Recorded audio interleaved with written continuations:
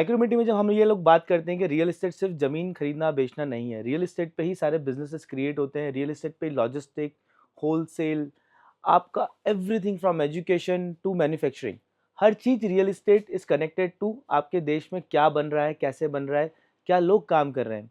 मैं आज आपको इंट्रोड्यूस करा रहा हूँ गिग इकोनॉमी मैन्युफैक्चरिंग से।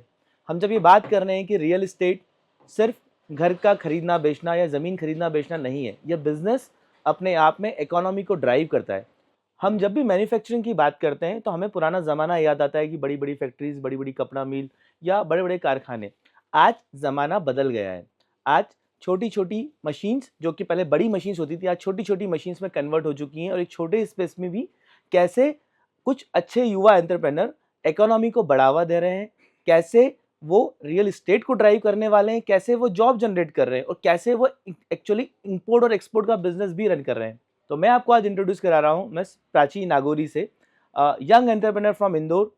हमारी टीयर 2 सिटी जब हम बात करते हैं कि कैसे आगे बढ़ रही हैं, क्यों टीयर 2 सिटी में ग्रोथ होगी, Prachi is an example of कैसे किसी ने जीरो से बिजनेस स्टार्ट कर यूएस में 100% एक्सपोर्ट बिजनेस बनाया है। तो I am introducing Prachi Nagori. Hello Prachi, how are you? Hi Manoj, how are you? Good. So Prachi, आप सबको ये बताइए, हम जब विमेन एंटरप्रेन्योरशिप की बात करते हैं हम सब काफ़ी इंस्पायरिंग स्टोरी सुनते हैं, हम बड़ी बड़ी स्टोरी सुनते हैं। आप सभी लोगों को बताइए कैसे सिंपल तरीके से आपने ये बिजनेस स्टार्ट किया और आपको आज क्या महसूस होता है कि आपने क्या अचीव कर लिया है? मैंने बिज़नेस 2018 में स्टार्ट किया था। एक अपॉर्चुनिटी आई थी जिसने मुझे चांस दिया कि मैं कुछ करूं apart from being an housewife. तो बेडशीट्स को लेकर कई कुछ सैम्पल्स वगैरह आए थे, मैंने उस पर बहुत रिसर्च करी, क्या थ्रेड काउंट चल रहा है। पहले इंडिया टारगेट किया, फिर ऐसा लगा कि यूएस बहुत बड़ा मार्केट है तो लेट्स प्रोक्योर दैट। जगह जगह अहमदाबाद साउथ ट्रैवल करके कपड़ा प्रोक्योर किया। यहाँ पे कई थिंक एक छोटे से रूम से 4 लोगों की टीम से स्टार्ट किया था। नाउ वी हैड 2 साल में मैंने अराउंड 20-25 लोगों के साथ बिजनेस रन करना स्टार्ट किया। अब वापस हमने उसको सारा शिफ्ट करके और एक्सपोर्ट करे जा रहे हैं, अलग अलग प्रोडक्ट्स लाते जा रहे हैं। अपार्ट फ्रॉम बेडशीट्स हम बहुत सारे दूसरे लाइन जो इसी कपड़े से रिलेटेड बनती है वो भी हमने स्टार्ट किया है। तो प्राची, ये आपका प्रोडक्ट है यस ल्यूकवेले लग्जरी लिनन, ये 100% एक्सपोर्ट्स होता है यस और किस कंट्री में एक्सपोर्ट होता है ये? US Canada mainly. कुछ प्रोडक्ट्स हम हैं जो हम दुबई भी करते हैं।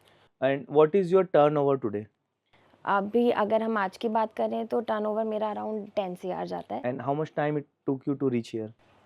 3 to 4 years। तो 3 से 4 साल में प्राची ने जीरो से स्टार्ट कर it has reach to 8 to 11 CR। Yes, we can take और एन एवरेज ऑफ दैट। क्या लोकेशंस पे आप अभी ऑपरेट कर रहे हैं?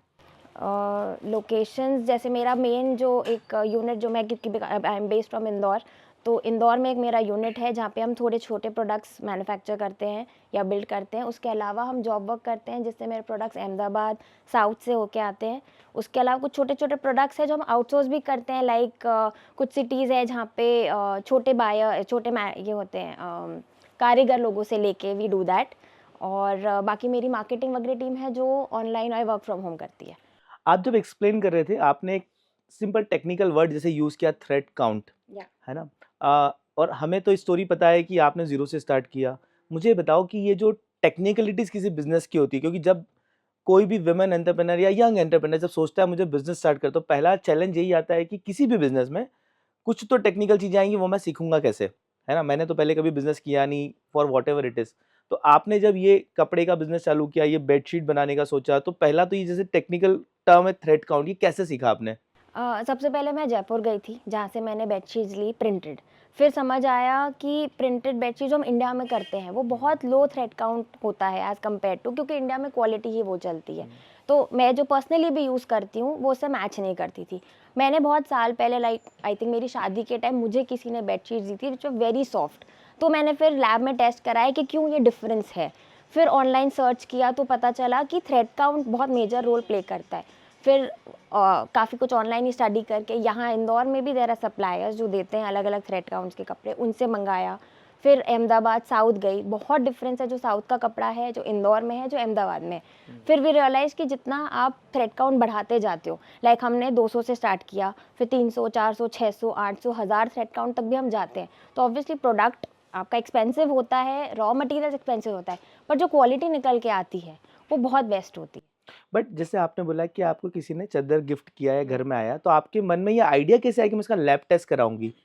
हमारे घर में बहुत सारी चीजें आती हैं ना, तो मेरे फ्रेंड्स है, मेरी वाइफ है या मेरे दोस्त हैं, अगर मेरे घर में कोई चीज़ है, मुझे लगता है मुझे इसका बिजनेस करना है, मैं ये आइडिया कैसे है कि लैब में टेस्ट ही करा लेते हैं इसका? मैं फ्रैंकली स्पीकिंग मालवा मिल ही गई थी एक किसी ओके। पहचान वाले के पास दोनों बेडशीट्स लेके कि ये क्यों है, ऐसा डिफरेंस क्यों है, और अगर मुझे ओके। ये चाहिए तो ये कैसे मिलेगी।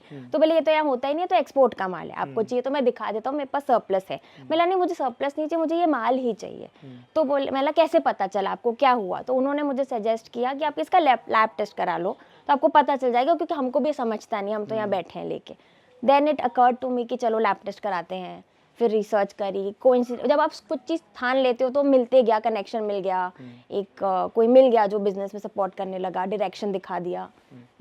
तो प्रैक्टिकल इम्प्लीमेंटेशन आप ये बोल रहे हो कि हुआ ये कि आपको एक बेडशीट आया और आप अपने ही पास में किसी बिजनेसमैन के पास चले गए, मालवा मिल, जैसे हमारे इंदौर में सबको पता होता है कि कपड़ा इधर बनता है, तो that was the very first basic step, है ना? लोगों का क्वेश्चन ही होता है हम कहाँ जाएंगे, कैसे जाएंगे, तो इट इज़ वेरी सिंपल कि आपके आसपास जिस एरिया में उस चीज़ की मैन्युफैक्चरिंग होती है आप चली गई, आपने वहीं व्यापारी से पूछा, उन्होंने एक लेवल तक आपको गाइड कर दिया, एंड देन फिर आप साउथ में गई और वहाँ से आपको थ्रेड काउंट और ये चीज़ें समझ में आई। तो टेक्निकल रिसर्च, टेक्निकल तो नहीं करा लेकिन रिसर्च करा और रिसर्च से आप टेक्निकलिटी तक पहुँच गई।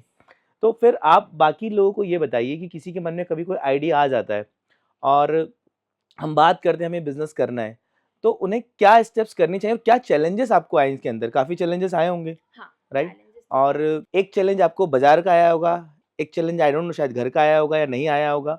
तो वो दोनों तरह के चैलेंजेस के बारे में आप बात करिए कि कैसे आपने उसको ओवरकम किया है? घर का चैलेंज तो मेरी फैमिली बहुत सपोर्टिव थी।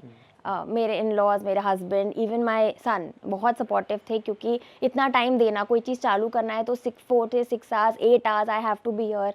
लॉकडाउन में सब मतलब दे वर रेस्टिंग, मैं काम कर रही थी क्योंकि ऑनलाइन तो चल ही रहा था। मेरा प्रोडक्शन भले बंद था, बट कोइंसिडेंटली मैंने काफ़ी माल जस्ट भेजा था, विच रीच्ड ऑन टाइम। तो मेरा 3-4 मंथ्स का लॉकडाउन वर लाइक मेरे लिए तो बहुत बूम था, तो it help me a lot. उसके अलावा अगर मैं मार्केट चैलेंजेस देखूं तो सबसे पहला तो रॉ मटेरियल प्रोक्योर करना। इनिशियली ऐसा था कि जब मैंने स्टार्ट किया था 2018 में, तो कोई भी मुझे सीरियसली लेता नहीं था। लाइक जो मैन्युफैक्चरर्स भी थे, दे आर लाइक अच्छा आपको ही कपड़ा लेना है, अच्छा आप ही कर रहे हो। तो I use to drag my husband also along sometimes, but हो गया, धीरे धीरे लोगों ने एक्सेप्ट किया। मुझे बहुत अच्छे वेंडर्स मिले, लाइक जो एजेंट्स होते हैं टाइप, जो दिला देते हैं, दे आर वेरी ट्रस्टिंग, बहुत अच्छे। मेरे इन लॉज उन्हें जानते भी थे, तो वो मेरे लिए काफ़ी ईजी पाथ करते गए स्लोली एंड स्टेडली। और बस आपका जब रिलेशन बन जाता है तो ईजी हो जाता है। तो आपने बोला आपका एक सन भी, how old is he? My son is now 14 years. कितना चैलेंज आता है बच्चों को भी संभालना और एक्चुअल में आना? ये बड़ा बेसिक सा क्वेश्चन है लेकिन ये प्रश्न है। और आपने बोला जब लॉकडाउन में हम लोग तो घर में बैठे थे, आप तब भी ऑफिस आ रहे थे? ऑफिस नहीं आ रही थी, I was working from home. कैसे मैनेज कर रहे थे लॉकडाउन के अंदर विद किड्स एंड एवरीबॉडी? मतलब वो फिक्स था टाइम कि 2 घंटे मुझे कोई डिस्टर्ब नहीं करता था। I use to be in my office, काम करना है, कोई कोई डिस्ट्रैक्शन नहीं, कुछ नहीं, कि आपको 2 घंटा काम करना ही है। तो वहाँ पे काफ़ी सपोर्टिव थे सभी। ओके, बिजनेस चैलेंजेस क्या है आपको? बिजनेस चैलेंजेस जो मैंने आपको बताया, एक तो प्रोक्योरमेंट वो हो गया, उसके बाद मैन्युफैक्चरिंग यूनिट सेट कर, क्योंकि मुझे कुछ भी नहीं पता था कौन सी मशीन लगेगी, कहाँ से लेंगे, क्या करेंगे। तो वो सारी चीज़ें जा जाके वो मशीन्स लेना, उसके रेट्स क्रैक करना। फिर कहीं हमने साउथ से भी 1-2 एजेंट्स हायर करे थे, उन्होंने काफ़ी टेक्नोलॉजीज़ भी बताई कि काफ़ी हम इम्प्लीमेंट कर पाए। कुछ भी वाला है कि नहीं अभी छोटी यूनिट ही है, बाद में करेंगे, लेट इट बी। उसके अलावा ऑनलाइन मैंने काफ़ी सीखा, क्योंकि मुझे कुछ भी आता नहीं था उससे रिलेटेड। तो धीरे धीरे धीरे धीरे एक एक चीज़, कैसे इन्वेंट्री मैनेजमेंट करना, प्रोडक्शन करना, सेल्स लाना, marketing is still I am working on. बाकी फाइनेंसेस है जो मेरे हस्बैंड ही देखते हैं, वहाँ मेरा कोई रोल थोड़ा मैं कम। उस पे भी आऊँगा, बट आपने एक लाइन में बहुत सारी चीज़ें बोल दी। आपने प्रोक्योरमेंट बोल दिया, आपने ऑनलाइन सेल्स बोल दिया जो एक बहुत बड़ा चैलेंज है। पहले तो बनाना क्या है, लोगों को ये प्रश्न बहुत परेशान करता है। आपने बनाना सीख लिया, आपने मैन्युफैक्चरिंग कर लिया, अब एक बड़ा यक्ष प्रश्न होता है बेचेंगे कैसे? और मुझे आपकी स्टोरी में जैसा पता है, बेचने की बात सिर्फ इंडिया में बेचने की नहीं है, आप एक्चुअली एक्सपोर्ट कर रहे हो। आपने ऑनलाइन सेल्स भी एक लाइन में बोल दिया, आपने इन्वेंटरी मैनेजमेंट भी बोल दिया, ये सब बहुत टेक्निकल और बड़े वर्ड्स हैं। कितने साल हुए हैं आपको? 7 साल। 7 साल। ये 7 साल में सीखा या शुरू के 2 साल में सीख लिया था या 3 साल में सीखा? सीख तो मैं आज भी रही हूँ। नहीं, ये जो initially inventory, product management, inventory कितने साल लगे आपको शुरू में सीखने में? आपके फर्स्ट 2 साल की जर्नी में ये सब समझ में आ गया था आपको? हाँ, एटलीस्ट इन्वेंट्री और प्रोडक्शन और क्योंकि यूएस में आप सेल्स भी कर रहे थे? हाँ। 2 साल में? हाँ। तो ये बहुत बहुत बड़ी उपलब्धि है। पर ये आपको पता कैसे चला कि मुझे यूएस में एक्सपोर्ट करना है? क्योंकि हमने पिछले 15 साल जैसे एयरटेल में ई-कॉमर्स में काम किया, लोगों को 1 साल तक, 2 साल तक और 3 साल तक तो ये भी पता नहीं चलता है यूएस में कंपनी कैसे खोलें? या हम डॉलर में पैसा लेंगे कैसे? हम एक्सपोर्ट करेंगे कैसे? लाइसेंस लगते हैं एक्सपोर्ट के लिए आई एम श्योर। हाँ। ये 2 साल में आपने कैसे पता कर लिया? मैंने बताया था आपको, जैसे मेरे को एक मतलब एक मिले थे कुछ, वो जब आप कुछ सोच लेते हैं करना है तो अपने आप ही शायद गॉड हेल्प करता तो है। कंसल्टेंट मिले आपको इसके? कंसल्टेंट, हाँ, यू कैन से कंसल्टेंट। मैंने वही आपको बताया, पहले मैंने जो कपड़ा सोचा हाँ। इंडिया में चालू किया। I started with amazon.in। उसके बाद समझ आया कि यहाँ पे उतना बहुत स्ट्रगल है, बिकॉज रिटर्न्स बहुत है, गलत रिटर्न्स बहुत है, काफ़ी सारी चीज़ें। फिर मैंने .com चेक किया, तो जो प्रोडक्ट मैं कर रही हूँ उसकी डिमांड बहुत ज़्यादा है। लाइक हमारे यहाँ जैसा नहीं है कि एक बेडशीट हम 5-5 साल चला रहे हैं। यूएस में इट्स लाइक यूज़ किया 2 महीने 4 महीने, जो मैंने सेल्स देखा या रिपीट कस्टमर्स देखे उससे मैं एनालिसिस कर रही हूँ। तो they just throw it off, नया ले लिया, ठीक है। अब नया लेना है तो जब तक प्रोडक्ट आएगा नहीं, नया लेंगे कैसे? तो वो मार्केट मुझे ज़्यादा बेटर लगा। यहाँ टीम तो तैयार हो गई थी, बनने लग गया था। अमेज़ॉन पे खोला, सारे लाइसेंसिंग समझे, ऑनलाइन ढूंढा। कहीं ना कहीं Indian government is very helpful, क्योंकि वो बहुत प्रमोट कर रहे थे जब मैंने स्टार्ट किया एक्सपोर्ट। बहुत इंसेंटिव्स देते हैं और इतने सारे आपको मिल जाते हैं CHS जो आपकी हेल्प कर देते हैं। So what is CHS? CHS is the person who looks after your, जैसे मैंने यहाँ से माल बेचा, अब वो बॉम्बे जाएगा, पोर्ट पे जाएगा, सारे डॉक्यूमेंटेशन जो आपके कस्टम क्लियरेंस है, उसके अलावा जितना आप GST वगैरह फाइल करते हो या आपके शिपिंग बिल्स जो फाइल होते हैं उनका क्लोजिंग कराना, उससे आपको काफ़ी सारे रिफंड से रिलेटेड भी चीज़ें मिलती है। ये सब चीज़ आपको पता नहीं होती है। लाइक मैंने शुरू में 2 साल काफ़ी सारे जो गवर्नमेंट स्कीम्स थे मुझे भी नहीं पता थी। फिर ऐसी रैंडम्स कहीं से सुनने में आता है, फिर आप उसको सर्च करो, तो गवर्नमेंट काफ़ी इंसेंटिव्स और देती है आपको, रिबेट्स एंड ऑल। तो ये सब तो आपके कोई गवर्नमेंट की स्कीम का आप नाम बता सकते हो जिसके कारण आपको एक्चुअली फायदा मिला? एक गवर्नमेंट ड्यूटी ड्रॉबैक देती है। हम जैसे ड्रॉबैक ड्यूटी पे करते हैं यूएस गवर्नमेंट को, तो हमें, बिकॉज हम एक्सपोर्ट कर रहे हैं, हम यूएस से पैसा ला रहे हैं, तो गवर्नमेंट हमें एक ड्यूटी ड्रॉबैक करके हमारी इनवॉइस पे कुछ 2 से 4% का हमको रिटर्न देती है। तो समवेयर और द अदर ये चीज़ें बहुत लोगों को पता नहीं है। इसके अलावा गवर्नमेंट की और काफ़ी सारी ऐसी स्कीम्स आती है, ROSCTL होता है और एक RODDP है। ये सब चीज़ें मुझे बिजनेस करते करते, कई शिपिंग बिल्स तो मेरे भी वेस्ट गए हैं, क्योंकि उनका एक 2 साल का पीरियड होता है। 2-3 साल तक तो मुझे भी नहीं पता था क्या होता है। फिर कहीं से आप टर्म सुनते हो, कहीं पे किसी से बात करने में पता चलता है। तो ये चीज़ें, मतलब आपको ये इंसेंटिव ही हो गया, आ रहा है पैसा अलग से कुछ। आप पूरी कम्युनिकेशन में ना बार-बार एक बात बोल रहे हो कि मुझे किसी से बात करके पता चला, किसी से बात करके। यही एक्चुअली सीक्रेट है जो उस साइट में जो बैठे हैं, जो कुछ चालू करना चाहते हैं। ये बोलना आसान है, मुझे किसी से बात करके पता चला, या आपने बीच में एक एनालिसिस बताया कि इंडिया में रिटर्न ज़्यादा है, यूएस में कम है, तो वो रिसर्च करके पता चला। बट ये फिर भी, क्या आप पेपर पढ़ते हो? हाँ, आप पेपर पढ़ते हो? मैं पेपर पढ़ती हूँ डेली पढ़ते हो? ऑलमोस्ट। ठीक है, तो ये तो एक क्वालिटी है जो मैं काफ़ी लोगों को बोलता हूँ कि आप पेपर पढ़ोगे तो आपको बहुत मैं कुछ ज्ञान पेपर हासिल। पढ़ती हूँ, मैं बहुत बुक्स पढ़ती हूँ। आई एम लाइक प्लीज़ ये बात एक बार और ज़ोर से बोल दो कि पेपर और बुक्स पढ़ना क्यों इम्पोर्टेंट है? जितना नॉलेज आपको पेपर और बुक से मिलता है, लोगों के ऑटोबायोग्राफीज बोल लो या व्हाटएवर चल रहा है, अभी तो ऑटोबायोग्राफी से अलग इतनी बुक्स है। अमेजॉन जो मैं कर रही हूँ उस पर इतनी बुक्स है, कैसे उसकी सेल्स करना है, कैसे एडवर्टीजमेंट करना है, कैसे उसका सेल्स बढ़ाना है, हर चीज़ पे बुक्स है। तो जितना आप पढ़ोगे आपको बहुत नॉलेज मिलता है। और आजकल वैसे भी यूट्यूब और इतनी सारी ऑनलाइन साइट्स हैं जहाँ पे आप सारा नॉलेज मिल ही जाता है। ये मैं यंगस्टर्स को, अपने बच्चों को, इनफैक्ट मेरे कलीग्स को, मैं सबको बोलता हूँ, ये हमारे साथ में भी है कि हमने जो बनाया है, कैसे बनाया, बुक्स पढ़ के बनाया। और शायद बुक्स पढ़ के डायरेक्ट आंसर तो नहीं मिल जाता हर चीज़ का, लेकिन बुक्स पढ़ के एक बहुत अच्छी चीज़ आती है, आपका दिमाग चलने लगता है, आपका इंक्विजिटिव माइंड बन जाता है। I think that might have helped you. फिर भी मेरे पिछले क्वेश्चन पर आता हूँ, जो आप बार-बार बोल रहे हो किसी से, ये किसी लोगों को आप डिफाइन करिए कि किसी लोगों ने मुझे बताया।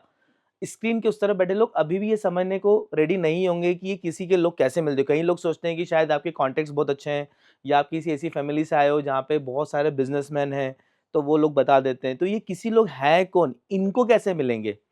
जब आप, जैसे मैंने जब सोचा कि मुझे बिज़नेस करना है, तो मैं अब अमेज़न पे गई, मैंने अपना उस पे बहुत ईज़ी आपके सारे इंस्ट्रक्शंस है, खोल लिया पेज, ठीक है। अब आप जाके देखते हो कि अब आपको करना है कोई चीज़, for example import export licence ही एक्वायर करना है तो आप वो टाइप करोगे, कुछ उससे आएगा। यहाँ पे आपको 2-3 अब इंदौर में करना है तो बहुत सारी एजेंसीज होती है जो आपको ये सब काम करके देती है।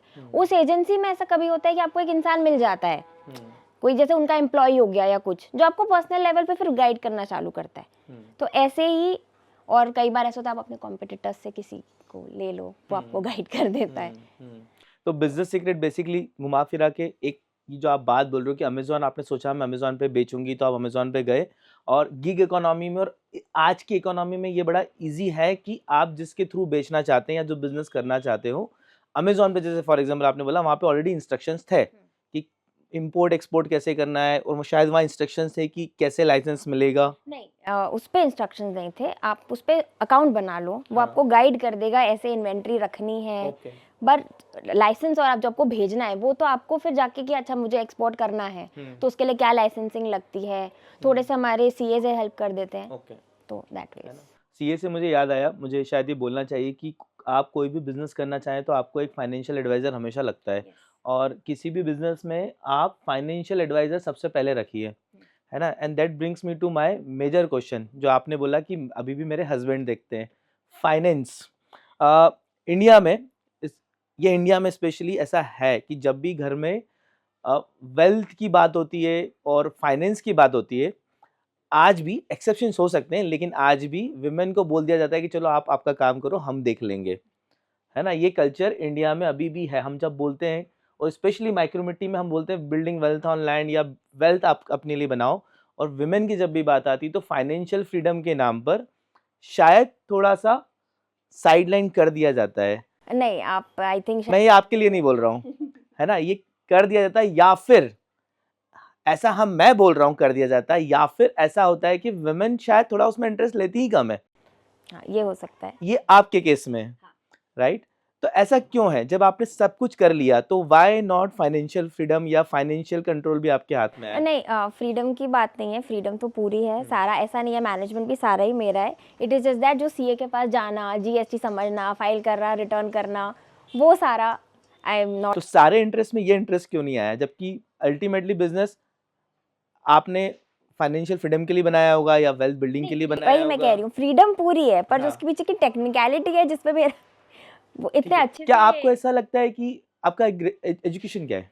I am an engineer. आप इंजीनियर हो, आपने, तो आपको क्या ऐसा लगता है कि शायद कभी इंजीनियरिंग में भी एक फाइनेंशियल का भी मुझे कुछ ऐसे कोर्सेज होने चाहिए थे, या आपको ऐसा लगता है कि वो होता तो मुझे शायद इंटरेस्ट ज़्यादा बन जाता आज? हाँ शायद, because I was not from a commerce और अ फाइनेंस बैकग्राउंड, तो हो भी सकता है इसलिए, क्योंकि जैसे ही मैं वो बैलेंस शीट देखती ना मुझे क्रेडिट समझ आता ना डेबिट समझ आता इनिशियली, तो इसलिए भी वो स्टार्टिंग से ही जो मैंने डिपार्टमेंट, एक रीज़न ये भी है कि आप सब कुछ नहीं कर सकते। I have a limited working hours because of my family, तो उस लिमिटेड आवर्स में मैं सारा इन्वेंट्री, प्रोडक्शन, सेल्स, थोड़ा मार्केटिंग, इन सब के बीच में मुझे लगा कि ठीक है, अगर कोई चीज़ कोई डिवाइड करने तैयार है तो अच्छा है।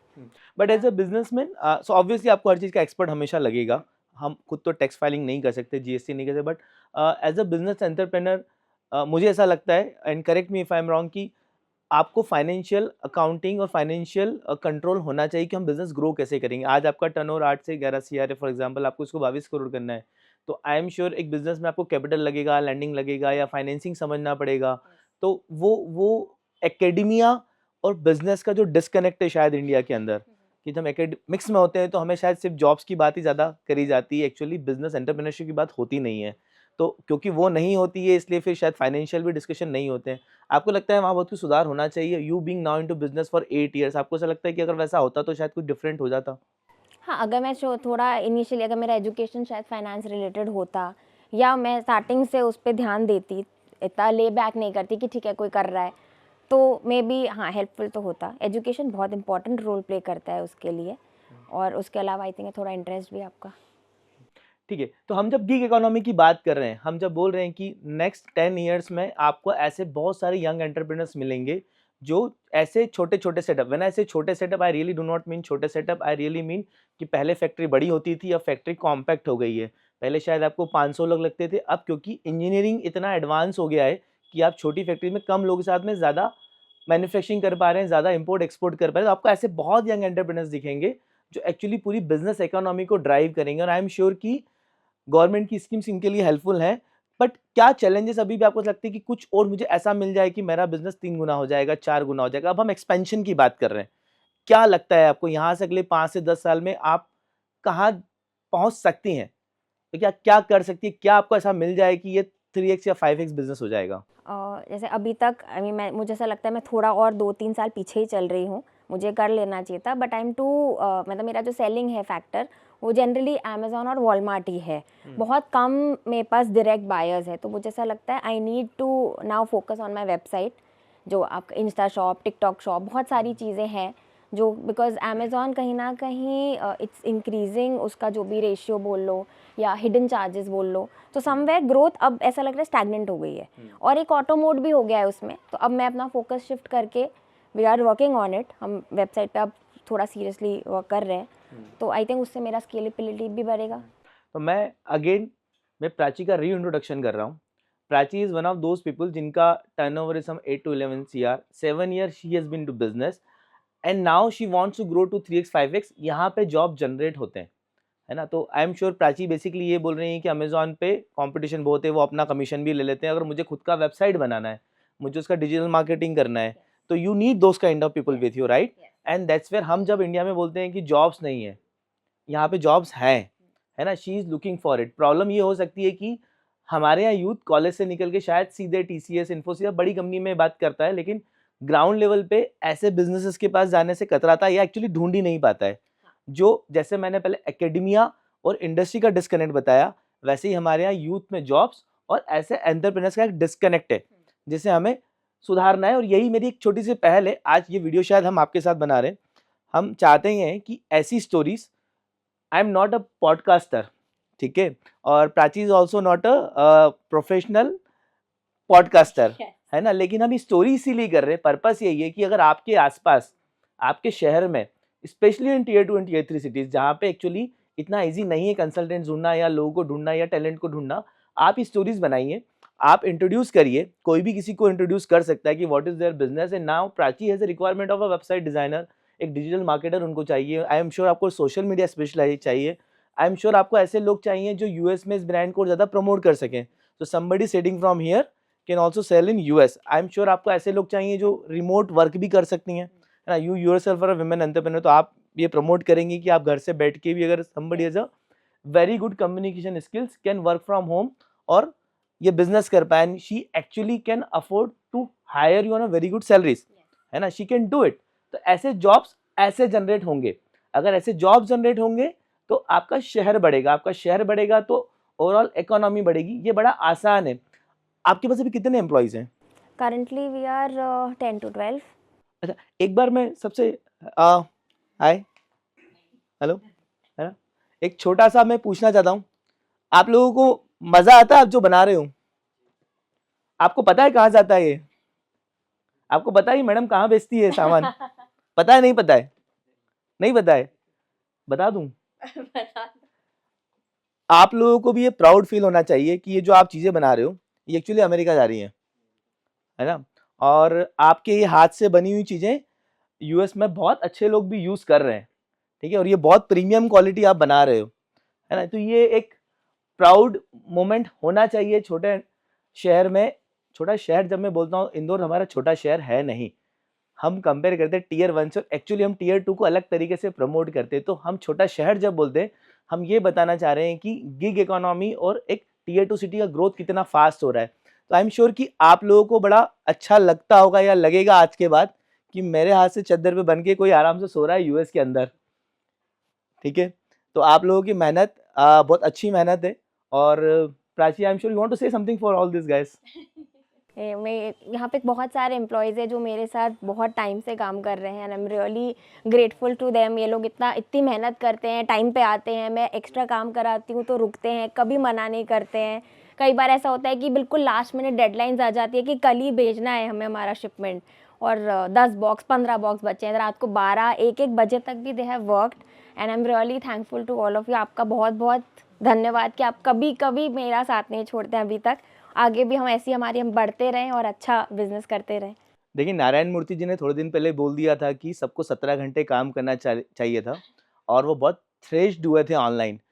आज प्राची भी यही बोल रही है कि हमारी सक्सेस में ये एक एलिमेंट है कि लोग थोड़ा ज़्यादा काम कर देते हैं, अर्जेंट डेडलाइन होती तो काम कर लेते हैं, है ना? रुक भी जाते हैं। तो व शी डज़न्ट मीन कि मुझे एक्स्ट्रा या ओवरटाइम काम कराना है, आई एम श्योर वो ओवरटाइम का पे भी करती होंगी, ठीक है? बट बात ये है कि जब बिज़नेस ग्रो होता है, कोई बिज़नेस हम बनाते हैं, तो एक एक्स्ट्रा एफर्ट लगते हैं और 17 घंटे काम करने से नारायण मूर्ति जी का मतलब ये नहीं था कि आप मेरी फैक्ट्री में टीसीएस में बैठ के, इन्फोसिस में बैठ के 17 घंटे काम करो।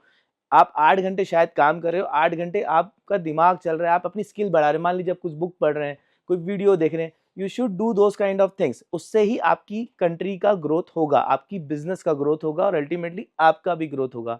तो ये शायद छोटी-छोटी बातें हैं, जो बड़े लेवल पे कोई अलग तरीके से बताता है और प्राची अपने तरीके से बता रही हैं। तो Prachi, thank you very much. ये स्टोरी करने का अगेन इम्पोर्टेंस यही था। हम तो माइक्रोमिट्टी में बिल्डिंग वेल्थ ऑन लैंड की बात करते हैं, लेकिन हम ये बताना चाहते हैं कि रियल एस्टेट के अंदर भी सिर्फ ज़मीन खरीदने बेचने का बिज़नेस नहीं है, it is connected to whole economy. चाहे आप मैन्युफैक्चरिंग कर रहे हो, चाहे आप लॉजिस्टिक में हो, चाहे आप होलसेल में हो, अगर आप ई-कॉमर्स में भी हैं, जैसे आप आज हम क्विक कॉमर्स की बात करते हैं, तो क्विक कॉमर्स में भी हम ये बोल रहे हैं कि हमको डार्क स्टोर्स बनाने हैं। तो business is related to land और यहाँ पे भी प्रोफेशनल्स की ज़रूरत है और जब इस तरीके की स्टोरीज़ करते हैं, तो वही टेक्नोलॉजी रिलेटेड आज प्राची को चाहिए। आई एम श्योर आपको और स्टोर्स लगेंगे, आई एम श्योर आपको एक्सपोर्ट्स में हेल्प करने के लिए लोग सकते हैं, इवन फाइनेंशियल कंसल्टेंट आप फुल टाइम रख सकते हैं अगर आपका बिजनेस बढ़ते जाता है, जो आई एम श्योर बढ़ेगा।